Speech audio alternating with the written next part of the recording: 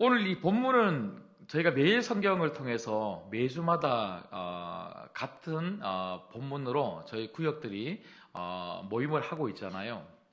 그래서 구역 종강 예배라도 제가 우리 이광년 목사님에게 특별히 따로 이렇게 말씀을 정하지 않고 구역 예배하는 그 본문으로 매일 성경 본문으로 하겠다 하고 그렇게 실을 했더니 오늘 이 말라기 4장 마지막 부분에 이 본문, 특히 오늘 제목이 뭡니까?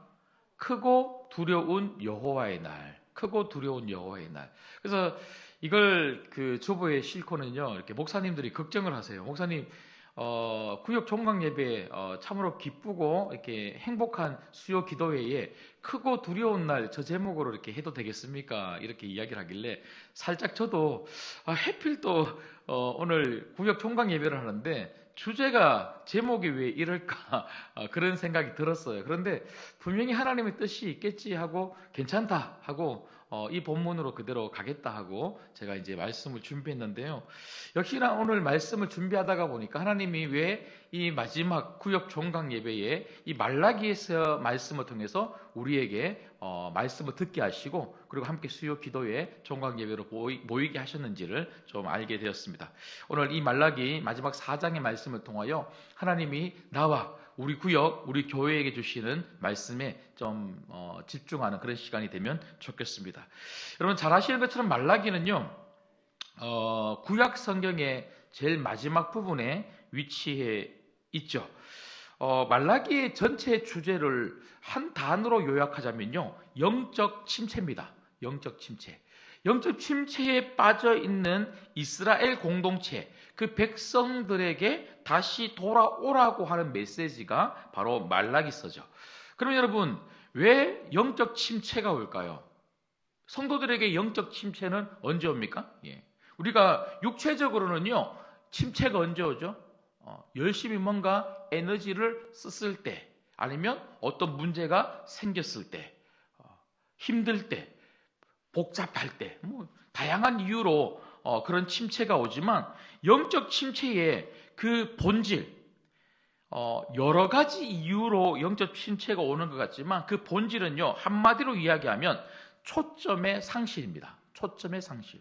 우리가 하나님만 바라봐야 되죠. 이 초점. 이 초점에서 다른 것들에 눈을 돌리기 시작할 때, 내가 가지고 있는 문제, 그리고 먹고 사는 문제, 사람들, 세상, 그러니까 다른 곳으로 내 시선을 옮길 때 영적 침체가 온다는 거예요. 여러분, 이스라엘 백성들의 영적 침체는 다른 게 아닙니다. 그들은 세상으로 눈을 돌리고 우상에게 눈을 돌린 거예요. 그 우상에게 눈을 돌리면서 그 우상을 사랑하게 되니까요, 영적 침체가 오고 하나님으로부터 계속해서 벗어나니까 문제가 발생하게 되죠. 여러분, 이런 이스라엘 백성들, 영적 침체에 빠져있는 이 이스라엘 백성의 공동체를 향하여서 하나님이 계속해서 돌아오라고 말씀하시면서 오늘 또 한번 보십시오. 6절 말씀에 보면요, 아버지의 마음을 자녀에게로 돌이키게 하고 자녀들의 마음을 그들의 아버지에게로 돌이키게 하리라. 여러분, 돌이킨다. 그러니까 돌아오게 한다. 근데 여러분, 여기 돌아온다라고 하는 이 단어를 잘 우리가 연구를 해보면요, 이 단어의 진정한 의미는 회복한다는 거예요. 회복한다. 돌이킨다. 그냥 단순히 우리가 세상에서부터 하나님께로 돌아간다, 이런 의미만 있는 게 아니고요, 하나님께로 돌아가면 우리가 어떻게 될까요? 회복함을 얻는 거예요. 여러분, 바라건대 우리 이 자리에 있는 모든 우리 신광교회 성도들이 하나님께로 돌아감으로 말미암아 하나님 안에서 모든 것이, 신앙뿐만 아니라 여러분 삶의 모든 것이 회복될 수 있기를 주님의 이름으로 소망합니다. 특별히 여러분, 하나님은 무엇을 회복하고 싶을까요? 우리를 돌아오게 하셔서 하나님이 진정으로 회복하고 싶은 게 뭐냐면요, 그건 바로 관계의 회복이에요. 관계 회복. 여러분, 저희들은 오늘 구역 종강 예배로 이렇게 모여 있는데요, 여러분, 성도들에게 구역은 굉장히 중요한 의미를 가지고 있어요. 여러분, 구역은 단지 교회의 조직적 의미만 가지고 있는 게 아닙니다. 제가 조직적 의미만 가지고 있지 않다는 말은요, 조직적 의미도 있죠. 성도님들을 잘 관리하기 위해서, 더 잘 도와드리기 위해서 구역으로 여러분들을 편성하여서 이렇게 돌보고 있는 그런 의미도 분명히 있습니다. 그러함에도 불구하고 여러분, 구역은 교회가 아니면 사람들이 성도들을 잘 관리하기 위해서 만든 것이 절대로 구역이 아니라는 거예요. 구역은요, 조직적 의미가 아니라 관계적 의미입니다. 관계적 의미. 여러분, 관계적 의미라는 말은요, 우리는 하나님 안에서 한 가족이라는 거예요. 하나님 안에서 한 가족. 여러분, 하나님은 왜 이스라엘 백성들의 공동체를 하나님께로 돌아오게 하기 위해서 끊임없이 이스라엘 백성들의 공동체를 위하여 이런 선지자들을 보내어 말씀들을 하게 하셨을까요? 그냥 내가 일을 좀 시켜 먹어야 되는데, 아니 내 백성들이 저렇게 우상에 빠져 있으니까 큰일 났네, 그런 게 아니라는 거예요. 하나님은요, 이스라엘 백성들의 공동체와 뭐 하고 싶은 겁니까? 관계하고 싶은 거예요. 아버지와 자녀로서의 관계. 여러분, 오늘 또 6절 말씀 한번 보십시오. 여러분, 6절 말씀 보시면요, 하나님이 우리의 뭐라는 겁니까? 아버지라는 거고요, 우리는 하나님의 뭐라는 겁니까? 자녀라는 거예요. 자녀. 아버지와 자녀의 이 관계, 이 가족의 관계를 회복하고 싶은 거죠. 여러분, 그래서 구역은요, 하나님 중심의 가족들이 모인 공동체가 구역인 줄 믿습니다. 그런데 이런 구역들이 요즘 보면 얼마나 많이 무너져 있는지 몰라요. 여러분, 우리 교회만 그런 게 아니고요, 많은 교회들이, 대부분의 교회들이 구역에 대해서 소중하게 생각하지 않아요. 함께 모여서 예수 그리스도 중심으로 함께 한 가족이 되어서 같이 신앙생활을 하고 신앙이 더욱더 자라나는, 양육받고 서로 교제하고 서로 도와주고 당겨주고 밀어주는 이런 가족의 귀한 공동체를 여러분 얼마나 우리가 무시하고 잊어버리는지 몰라요. 여러분, 그래서 교회들마다 구역이 잘 되는 교회 거의 없어요. 여러분 들어보셨습니까? 여러분 주변에 다른 교회를 다니고 있는 그런 성도들, 친구들 많으시잖아요. 그런 분들을 만나서 한번 이야기를 들어보면요, 구역 예배 잘 된다고 하는 교회 거의 없고요, 구역에 잘 나간다고 하는 성도들을 만나기가 얼마나 어려운지 몰라요. 그래서 많은 목사님들이 구역이 참으로 중요하다는 것도 알아요. 구역을 세워야 되겠다는 것도 알아요. 그래서 열심히 노력을 하지만 안 되니까 포기하는 목사님들도 많아요. 여러분, 왜 이렇게 구역이 안 될까요? 왜 이렇게 정말 중요한 이 가족 공동체, 하나님은 구역을 회복하고 싶은 거죠. 하나님은 구역을 회복하고 싶다는 것은요, 하나님의 백성의 공동체를 회복하고 그 백성의 공동체와 함께 뭐 하고 싶은 겁니까? 관계 맺고 싶은 거예요. 관계 맺고 싶은 거예요. 그런데 왜 이렇게 우리들은 그 구역 속에서 하나님과의 깊은 교제, 그리고 하나님 사랑을 가지고 있는 성도들과의 깊은 교제를 이렇게 놓치며 살아가고 있을까요? 한마디로 이야기하자면요, 바로 이기심 때문에 그래요. 이기심. 여러분, 우리가 가지고 있는 본성의 중요한 특징이 뭡니까?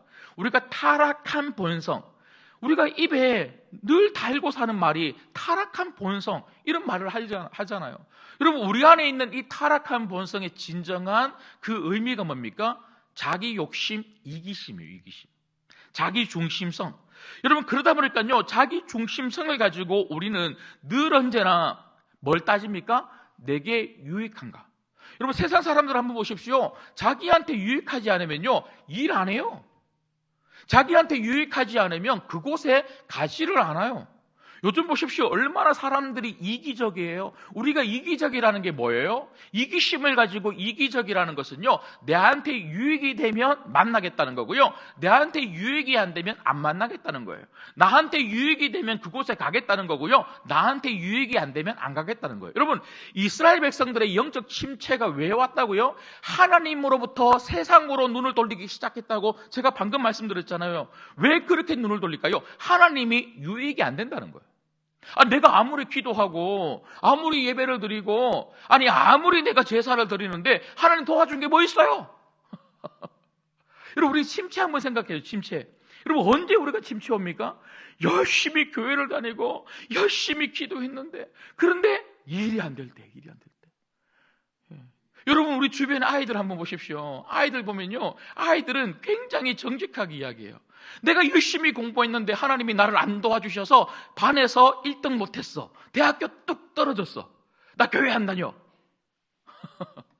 우리가 뭔가 일이 잘못되면 하나님이 안 도와주신다 생각하니까 침체가 오는 거예요. 그때 우리는 어디로 눈을 돌립니까? 하나님이 아닌 세상으로 눈을 돌리죠. 여러분, 이처럼 우리 안에 있는 이기심은요, 하나님에게도 등을 돌리게 하죠. 우리가 이처럼 내게 유익이 안 된다고 생각하면 안 가고 안 하는 것처럼 여러분, 구역도 똑같은 거예요.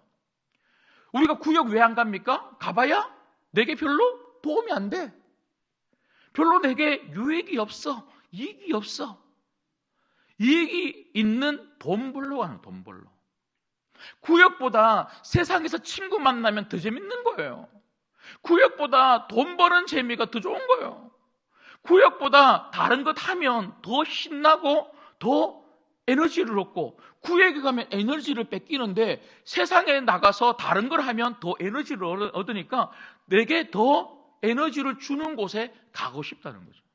여러분, 그런가 하면 이 타락한 본성, 자기 이기심은요, 늘 자기를 증명하는 자리에 있게 합니다. 자기를 증명하는 자리에. 여러분, 구역이 안 되는 이유 중에 한 가지가 뭐냐면요, 자꾸 구역에서 자기 위치를 차지하고 싶은 거예요. 내 목소리를 내고요, 나를 좀 증명해서 사람들이 나를 좀 알아주기를 원하는 거죠.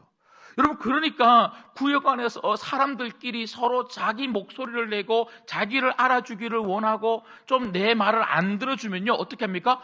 부딪히죠. 우리는 이걸 뭐라 그럽니까? 갈등이라고 그래요. 갈등.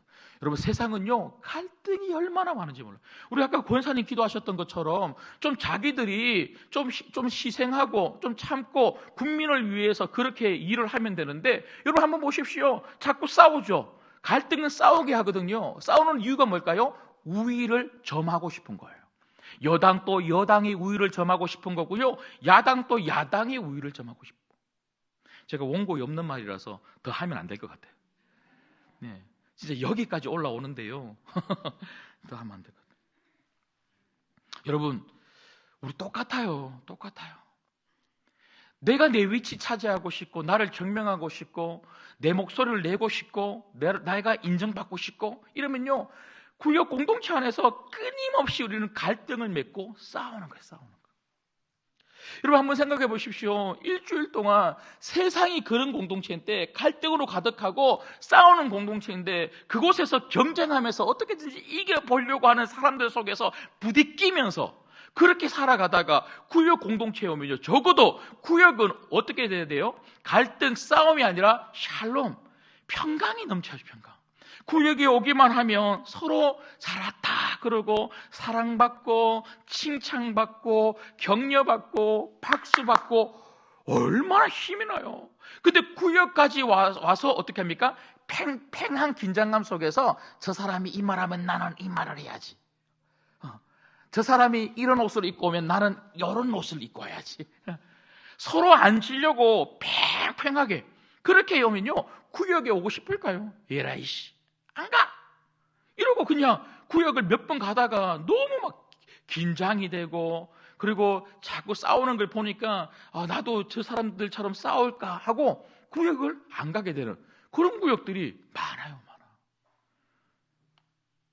근데 우리 교회는 없어서 참 다행이에요. 그죠? 아닙니까? 여러분, 창세기를 한번 보십시오.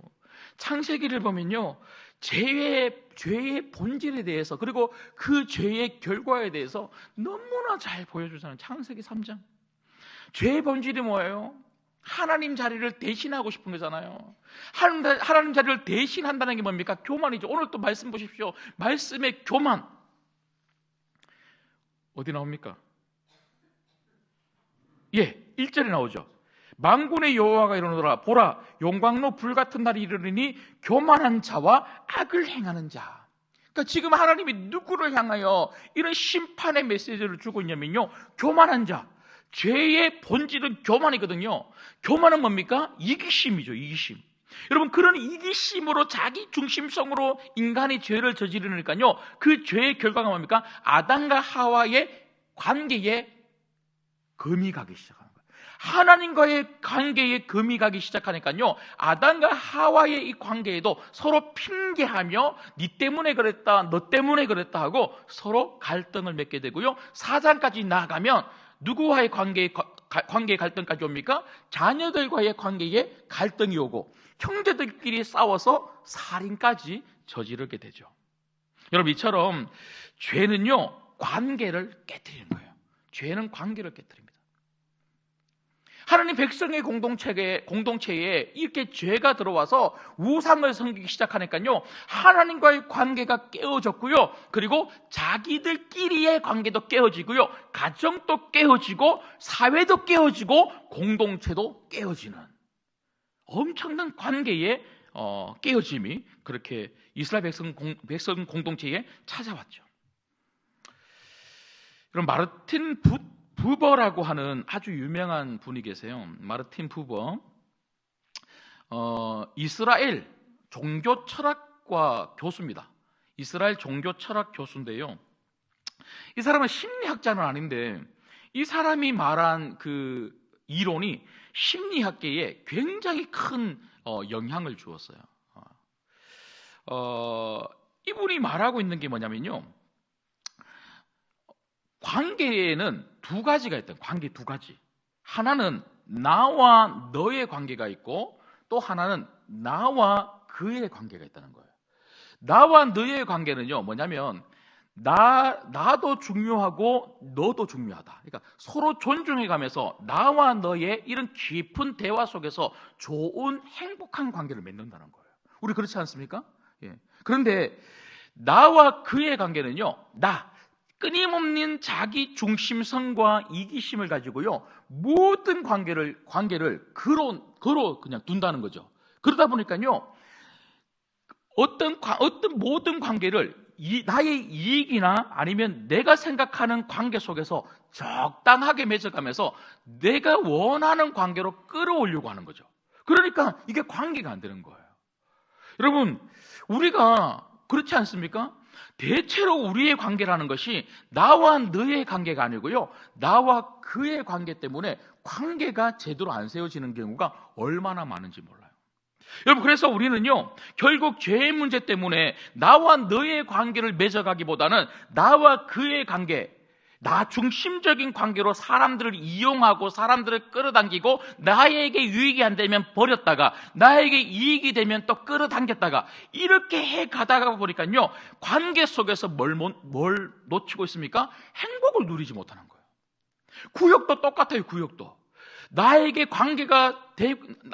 유익이 되면 우리 구역으로 와라 그랬다가 나에게 조금이라도 뭔가 좀 유익이 안 되고 아니면 관계가 좀 안 좋을 것 같고 그리고 뭐 좀 부딪힘이 있다 그러면요, 나 다른 구역으로 가려고 옮겨주세요. 아니면 뭐 저 사람 다른 구역으로 서로 묶어주세요 하고 서로 구역이 서로 같이 안 하려고 하는 이런 일들이 일어난다는 거죠. 여러분, 결국은 이런 관계를 통하여 우리는 행복을 누려야 되는데 관계를 통하여 불행을 누리는 거죠. 불행. 구역으로 있어도 나와 너의 관계가 안 되면요, 나와 그의 관계로 끊임없이 머물러 있으면 행복한 구역이 아니라 불행한 구역이 될 수밖에 없다는 거죠. 여러분, 예수님을 한번 보십시오.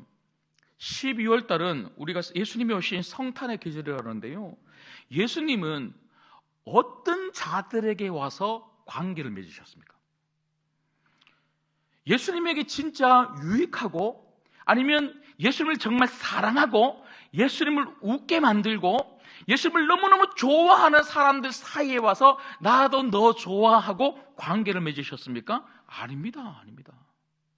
전혀 예수님에게 상관없고 예수님을 싫어하고 오히려 예수님을 적대시하고 예수님을 비난하고 욕하는 사람들에게 그래도 그들을 품어주기 위하여 예수님이 이 땅에 오셨다는 거예요. 여러분, 한 군데 한번 찾아보겠습니다. 에베소서 2장을 한번 보십시오. 에베소서 2장을 보시면요, 신약 310쪽인데요, 에베소서 2장 1절을 한번 보십시오.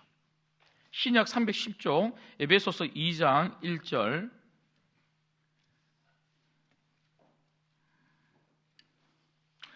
제가 한번 읽어드릴게요. 한번 보십시오. 그는 허물과 죄로 죽었던 너희를 살리셨도다. 예수님이시죠. 예수님은요, 어떤 자들에게 찾아오셨냐면 허물과 죄로 죽어있는, 그러니까 예수님에 대하여 전혀 반응할 수 없는 죄인들에게 예수님은 찾아오셨고, 그 죄인들의 특징이 뭡니까? 2절 말씀해 보면요, 그때에 너희는 그 가운데서 행하여 이 세상 풍조를 따르고 공중의 권세 잡은 자를 따랐으니 곧 지금 불순종의 아들들 가운데 역사하는 영이라. 그러니까 세상을 사랑하며 끊임없이 세상 속에서 악한 영이 이끄는 대로 그렇게 살아가는 사람들을 위해서 예수님이 다가오셨다는 거예요. 여러분, 관계는 뭡니까? 나와 그의 관계가 아니라 나와 너의 관계를 우리가 회복하기 위해서 진짜 필요한 게 뭐냐면요, 끊임없이 다른 쪽으로 가려고 하는 사람들에게 같이 관계하기 위해서 내가 먼저 발을 내딛는 거예요. 여러분, 이게 구역인 거죠. 이게 구역인 거죠.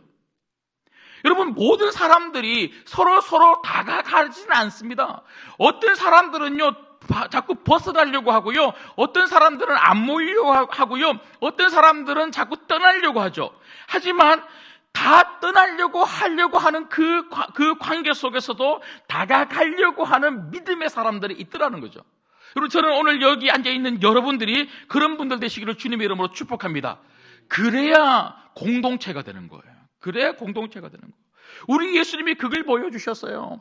다 떠나가려고 하고 다 세상을 따라가려고 하고 세상을 사랑하면서 발걸음을 돌리는 사람들에게 하나님은 예수님을 보내주셔서 자꾸 다가오시면서 가지 말라고, 그곳으로 가면 안 된다고, 그건 망하는 곳이라고, 다시 내게 돌아오라고, 같이 돌아와서 나와 관계를 맺으며 이 관계 속에서 너희들 회복함을 얻으라고, 이 메시지를 끊임없이 주고 계시는 거죠. 여러분, 예수님은 우리의 죄와 허물에도 불구하고 다가오셔서 우리를 살려주셨어요. 그리고 우리와 관계를 맺어주셨습니다. 여러분, 우리는 어떻습니까? 여러분, 우리 공동체 안에도, 우리 구역이나 우리 신광교회 공동체 안에 완벽한 사람은 아무도 없습니다. 아니, 오히려 허물이 많고 오히려 부족함과 약점이 많은 사람들이 얼마나 많은지 몰라요. 여러분, 그래서 나하고 비슷하거나 아니면 나하고 어떤 마음을 같이 할 수 있는 사람들끼리 만나는 것은요, 그건 너무 쉬운 거죠. 여러분, 복음은 그런 거 하라고 이야기하는 게 아니죠. 복음은 할 수 없는 것, 하기 어려운 것을 하라고 하는 것이 바로 복음인 거죠. 오늘 이 말씀은요, 하나님이 할 수 없는 일을 하신 거예요. 하나님이 싫다고, 나는 하나님이 필요 없다고 저 밖으로 자꾸 떠돌아다니는 사람들에게 아니야, 나는 네가 필요해 하면서 끊임없이 찾아오셔서 다시 내게로 돌아오라고 말하는 이 하나님의 끝없는 사랑, 끝없는 사랑. 하나님은 우리에게 크고 두려운 심판의 날을 허락하시고 싶은 것이 아니라 회복하는 날을 허락하고 싶은 거죠. 여러분, 그래서 진짜 좋은 구역 공동체는 어떤 공동체인 줄 아십니까? 좋은 성도들이 많은 공동체가 아니에요. 그건 사실 어려운 일이고요, 거의 불가능한 일입니다. 믿음이 항상 좋은 사람들만 우리 구역으로 어떻게 모이겠습니까? 우리 구역에는요, 믿음이 좋은 사람보다 믿음이 별로 좋지 않은 사람들이 더 많아요. 성격이 좋은 사람보다 성격이 나하고 안 맞는 사람이 더 많아요. 나하고 가치관이 안 맞고 나하고 생각이 안 맞고 나하고 부딪힐 만한 일들이 더 많은 사람들이 우리 공동체 안에 더 많이 있다는 거죠. 그런데 여러분, 진짜 좋은 구역은 어떤 구역인 줄 아십니까? 그런 사람들도 예수님의 마음으로 품어주는 구역이에요. 예수님처럼 그런 사람들에게도 기꺼이 다가가서 손을 내밀어 주는 거예요. 여러분, 그래서 그런 사랑과 그런 손을 내밀어 준 그런 다가감 때문에 어떤 일이 일어납니까? 회복과 치유가 일어나는 거죠. 여러분, 오늘 본문 다시 한번 보시겠습니다. 본문으로 돌아오면 자, 2절 말씀을 우리 같이 읽겠습니다. 2절 시작. 내 이름을 경외하는 너희에게는 공의로운 해가 떠올라서 치료하는 광선을 비추리니 너희가 나가서 외양간에서 나온 송아지 같이 뛰리라. 아멘. 여러분, 하나님은 오늘 이 말라기 마지막 4장의 말씀을 통하여 우리를 심판하겠다고 하는 메시지를 주고 싶은 게 아니고요, 우리를 치료하고 회복시켜 주겠다, 이 말씀을 하고 싶은 거죠. 여러분, 정말 하나님이 우리를 심판하고자 하는 그런 마음만 계셨다면요, 회복의 이야기가 필요 없는 거고요, 오늘 이 말라기 4장의 말씀은 필요 없는 거겠죠. 여러분, 하나님은 우리를 회복하고 치유하시는 하나님이신 줄 믿습니다. 그분이 주인되는 구역은요, 회복과 치유가 있어야 되는 거예요. 구역에 오기만 하면요, 정말 따뜻하게 품어주는 구역 식구들 때문에, 그리고 그 안에서 함께 복음을 나누고 함께 삶을 나누는 그 구역의 예배 때문에 정말 내 안에 있는 모든 답답함이나 문제들이 해결함을 받아야 되는데, 그런데 구역에 와서 회복과 치유가 없이 오히려 더 꼬이고 더 답답한 마음을 가지고 우리가 돌아가면 안 된다는 거죠. 여러분, 그래서 구역에서 우리가 진짜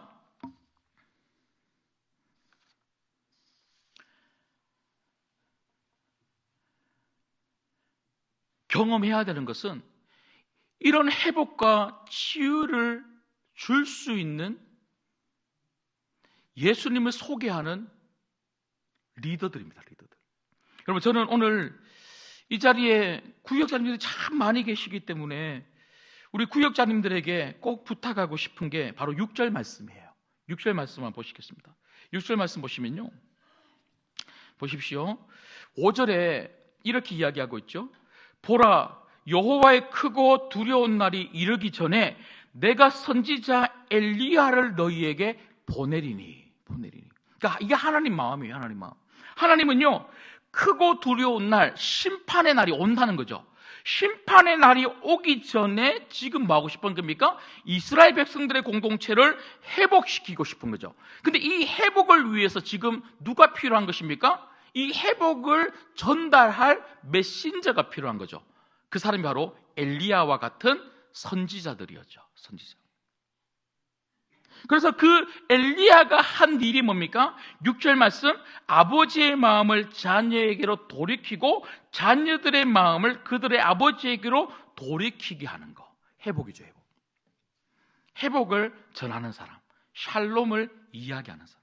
여러분, 우리는 궁극적으로 저 전쟁터와 같은 저 세상, 수많은 사람들이 정말 지금 잘 살고 있다고 생각하면서 살아가고 있지만 사실은 죽음에 내몰려 있는 악한 영이 지배하고 있는 저 세상에 있는 수많은 사람들에게 우리는 그들에게 나아가 이런 회복의 메시지를 전해야 되겠죠. 그러나 여러분, 궁극적으로는 우리가 저 세상 속에 이 복음을 전해야 되겠지만 진짜 이 복음을 들어야 되는 공동체가 있다면 우리 신광교회 안에 있는 62개의 구역인 줄 믿습니다. 그 62개의 구역 속에서 정말 하나님이 우리를 얼마나 사랑하시는지, 우리를 얼마나 회복하기를 원하시는지, 우리를 얼마나 되돌아오기를 원하시는지에 대한 그 말씀을 들을 수가 있어야 되고요, 회복과 하나님의 샬롬을 경험할 수 있는 공동체가 우리 구역들이 돼야 되는 거죠. 여러분, 그런 공동체를 경험하기 위해서 제일 중요한 사람이 있다면 엘리야와 같은 회복을 전달해 줄 수 있는 구역장들입니다. 여러분, 이런 역할을 한다는 게 쉽지가 않습니다. 오늘 계시는 우리 구역장님들 위해서 우리가 기도해야 될 이유가 바로 그것입니다. 내 개인의 삶과 그리고 우리 가정의 일만 해도 얼마나 많이 힘든데 구역까지 챙기면서 더군다나 내 말에 잘 순종하고 도와주는 구역 식구들이 아니라 오히려 나하고 대립각을 세우고 그리고 나하고 갈등을 맺는 구역 식구들, 그런 사람들까지도 기꺼이 품고 구역을 더욱더 잘 세워가려고 회복의 메시지를 준다는 것은요, 진짜 어려운 거예요. 그러니까 안 하고 싶은 거예요. 그러니까 안 하고 싶은 거예요. 여러분, 저는 우리 구역장님들이 너무 힘든다는 거 알고 있습니다. 그래서 힘든 구역장님들이 오늘 이 하나님의 이 말씀을 통하여 다시 힘을 얻고 그 삶이 얼마나 값지고 의미 있는지를 여러분 확인하는 오늘 이 예배가 되었으면 좋겠습니다. 여러분들 같은 엘리야 때문에 이스라엘 백성들의 공동체가 돌아온 것처럼 정말 우리 신광교회 62개 구역이 잘 세워지게 될 줄 믿습니다. 우리들은 그런 구역장님들의 노고와 수고를 이해하고 그들을 더 잘 도와드리고 기도할 수 있는 우리가 되면 좋겠습니다. 마지막 하나만 더 말씀을 살펴보고 말씀을 맺으려고 합니다. 여러분, 그래서 우리에게 필요한 것은요, 용서예요. 용서. 구역은 끊임없이 갈등하는 공동체예요. 여러분, 교회는요, 갈등이 없는 공동체가 아닙니다. 교회는 끊임없이 갈등하는 공동체예요. 여러분, 이 갈등이 어떤 결과로 나올 것인가? 싸워서 분란이 일어나서 쪼개어지는 교회, 쪼개어지는 그런 구역으로 될 것인가? 아니면 갈등은 있지만 이 갈등이 우리를 더 성숙하게 만들고, 그리고 더 하나 되게 만들고, 더 하나님께 집중하는 그런 구역, 그런 교회가 될 것인가? 여러분, 어느 게 쉬울 것 같아요? 예? 싸우는 게 쉽죠? 싸우는 게 쉽죠. 제가 말씀드렸잖아요. 복음은 우리가 예수 믿는 거 쉽다 그러는데 어렵습니다. 복음은요, 우리한테 끊임없이 십자가의 길을 요구하기 때문에 진짜 어려운 거예요. 그래서 예수 믿는 것은요, 세상의 그 어떤 것보다 힘들고요, 예수님 잘 믿는 것은요, 돈 버는 것보다 더 힘들어요. 여러분, 세상에 제일 힘든 게 뭔 줄 아십니까? 관계가 제일 힘들어요. 그래서 여러분, 세상 사람들도요, 관계를 많이 맺어가는 그런 직업들 하는 사람들 진짜 어려워요. 그런데 여러분, 오늘 우리에게 필요한 것은요, 이런 갈등이 표출되어서 싸워서 쪼개어지는 구역, 쪼개어지는 교회가 아니라 정말 성숙해지는 그런, 갈등이 있음에도 불구하고 성숙해지고 하나님께 온전히 집중할 수 있는 구역이 되기 위해서 우리에게 필요한 한 가지가 있습니다. 그건 바로 용서입니다. 용서입니다. 여러분, 우리는 갈등이 없는 사람들이 아니라 갈등이 있음에도 불구하고 용서하는 하나님의 사람들인 거죠. 여러분, 그래서 은혜로운 교회는요, 용서가 많은 교회예요. 갈등이 없는 교회가 아니라 용서가 많은 교회예요. 갈등이 있어도 싸우지 않고 서로 용서하는 거죠.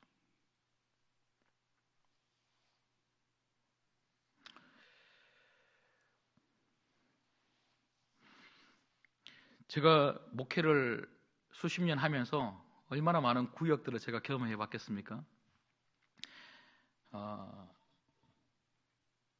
구역이 서로 이렇게 단절되고 모여도 서로 이렇게 은혜롭지 못하고, 그리고 서로 이렇게 행복함을 누리지 못하는 그런 구역을 보면요, 용서가 사실은 없는 구역들이 되게 많더라고요.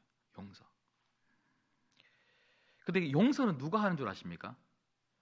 제가 이 말씀을 이렇게 살펴보고, 그리고 또 저는 내적 치유 이런 걸 되게 많이 했는데요. 이 내적 치유를 해보면 용서는 누가 하냐면요, 내가 먼저 하는 겁니다. 용서는 다른 사람 보고 하라고 하는 게 아니고요, 내가 하는 게 용서고요. 그리고 할 수 있는 사람이 먼저 하는 게 용서예요. 할 수 있는 사람이 먼저 하는 게.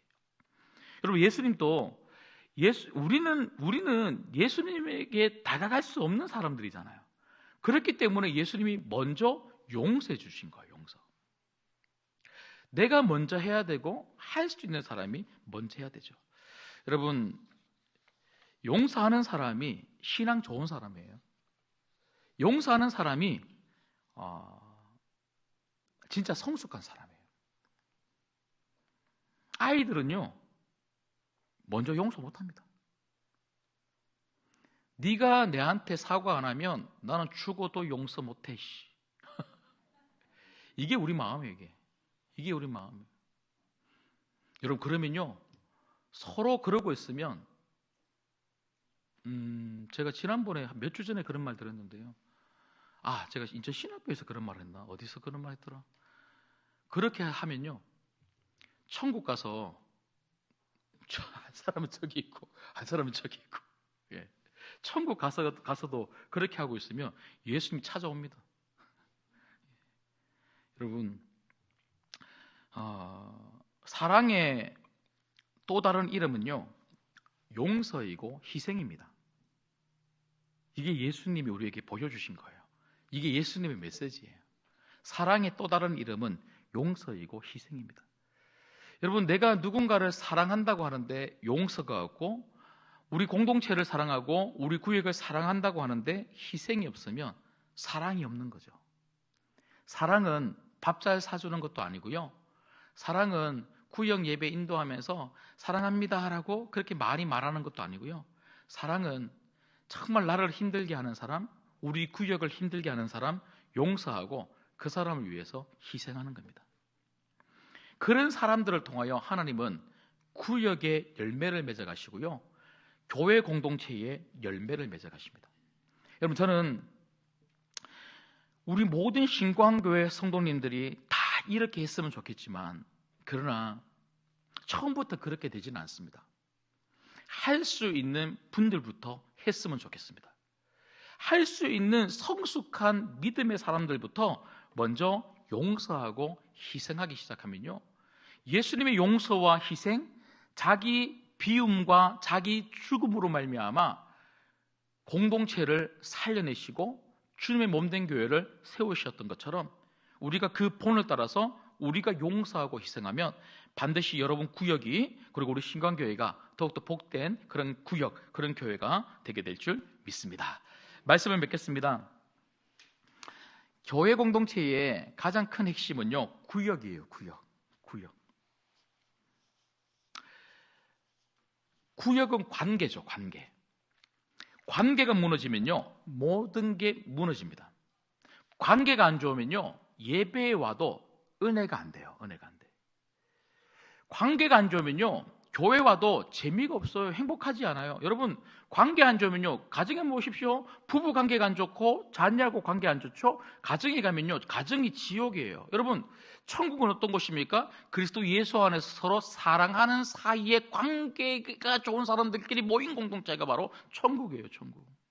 여러분, 우리가 이 땅에서 작은 천국을 우리가 경험한다고 하는데요, 작은 천국을 어디에서 경험해야 되는 줄 아십니까? 하나님이 세우신 두 기관이 있어요. 그게 바로 가정이요, 그게 바로 교회입니다. 교회. 여러분 가정이 관계가 좋으시기를 주님의 이름으로 축복합니다. 관계가 안 좋으면 지옥이에요. 지옥. 그런데 교회에서 관계가 안 좋으면요, 교회는 작은 천국, 에덴 동산과 같은 하나님을 경험하는 그런 천국이 돼야 되는데, 관계가 안 좋으면 하나님을 경험할 틈이 없는 거예요. 말씀도 들어오지 않고요, 하나님의 임재에 전혀 관심이 없고요, 그저 종교적으로 내가 주일날 안 오면 벌 받을 것 같으니까 교회에 왔다가 가는 그런 종교적 예배, 그런 종교적 신앙생활. 여러분, 이게 재밌겠습니까? 여러분, 저는 우리 신광교회가 정말 62개의 모든 구역들이 좋은 하나님 안에서의 관계 속에서 행복한 가족들의 신앙생활을 해갈 수 있는 그런 구역들이 되면 좋겠습니다. 그래서 오늘 6장 2절에서 말하고 있는 것처럼 하나님 안에서 모든 구역들이 서로 회복함을 받고 치료의 광선을 통하여 다시 우리가 일어나서 외양간에서 나온 송아지처럼 뛸 수 있는, 머물러 있는 구역, 모이기만 하면 침체되어서 그저 언제 이 시간들이 빨리 끝나나 그렇게 말하는 구역, 그런 구역들이 아니라 자꾸 모이고 싶고 함께하고 싶고 뛰어놀고 싶은 구역, 그런 구역들로 세워질 수 있기를 그래서 오늘 비록 종강 예배로 이제 잠시 구역이 멈추지만 2025년도 다시 구역이 시작할 때는요, 이런 소망을 가지고 구역을 여러분 하실 수 있는, 특별히 이 자리에 있는 많은 구역장님들이 이런 소망으로 기도하시면서 구역을 기다릴 수 있는 우리 모든 구역장님들과 구역 식구들 되기를 주님의 이름으로 축복합니다.